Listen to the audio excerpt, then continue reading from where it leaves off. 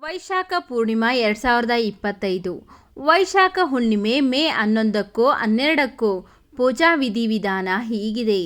ವೈಶಾಖ ಹುಣ್ಣಿಮೆಯು ಹಿಂದೂ ಧರ್ಮದಲ್ಲಿ ವಿಶೇಷ ಮಹತ್ವವನ್ನು ಹೊಂದಿದೆ. ಪವಿತ್ರ ನದಿಗಳಲ್ಲಿ ಸ್ನಾನ ಮಾಡಲು, ದಾನ ನೀಡಲು ಮತ್ತು ವಿಷ್ಣುವನ್ನು ಪೂಜಿಸಲು ಈ ದಿನವನ್ನು ಅತ್ಯಂತ ಶುಭವೆಂದು ಪರಿಗಣಿಸಲಾಗಿದೆ. ಭಕ್ತರು ಈ ದಿನದಂದು ಉಪವಾಸ ಆಚರಿಸುತ್ತಾರೆ ಮತ್ತು ಚಂದ್ರನಿಗೆ ಅರ್ಘ್ಯವನ್ನು ಅರ್ಪಿಸುತ್ತಾರೆ.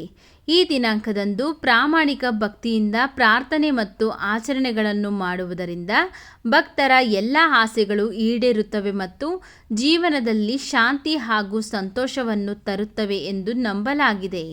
ವೈಶಾಖ ಹುಣ್ಣಿಮೆಯು ಹಿಂದೂ ಚಂದ್ರನ ಕ್ಯಾಲೆಂಡರ್ ಪ್ರಕಾರ ವರ್ಷದ 2ನೇ ಹುಣ್ಣಿಮೆಯಾಗಿದೆ ಮತ್ತು ಇದು ನರಸಿಂಹ ಜಯಂತಿಯ ನಂತರ ಬರುತ್ತದೆ.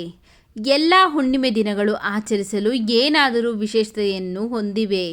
ಬುದ್ಧ ಜಯಂತಿ ವೈಶಾಖ ಹುಣ್ಣಿಮೆಯ ದಿನದಂದು ಬರುತ್ತದೆ ಮತ್ತು ಈ ದಿನವನ್ನು ಗೌತಮ ಬುದ್ಧನ ಜನ್ಮ ವಾರ್ಷಿಕೋತ್ಸವವಾಗಿ ಆಚರಿಸಲಾಗುತ್ತದೆ ಎಂದು ದೃಕ್ ಪಂಚಾಂಗ ಹೇಳುತ್ತದೆ.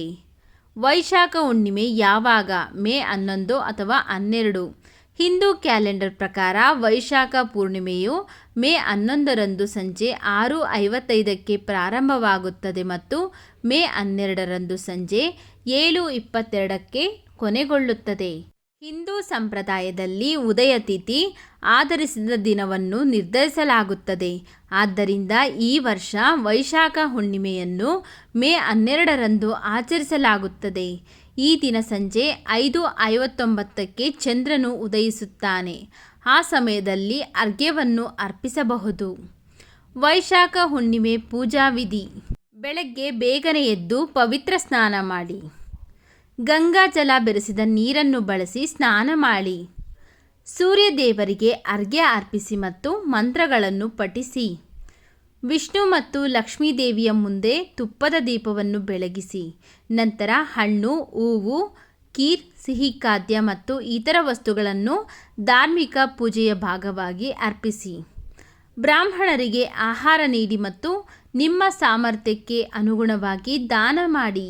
ಈ ದಿನದಂದು ಅಗತ್ಯವಿರುವ ಯಾರಿಗಾದರೂ ಸಹಾಯ ಮಾಡಿ. ಪುಣ್ಯ ಕಾರ್ಯಗಳು ಮತ್ತು ಧಾರ್ಮಿಕ ಚಟುವಟಿಕೆಗಳಲ್ಲಿ ತೊಡಗಿಸಿಕೊಳ್ಳಿ. ಈ ದಿನಾಂಕದಂದು ತಾಮಸಿಕ ಆಹಾರ ಸೇವಿಸುವುದನ್ನು ಸಂಪೂರ್ಣವಾಗಿ ತ್ಯಜಿಸಿ.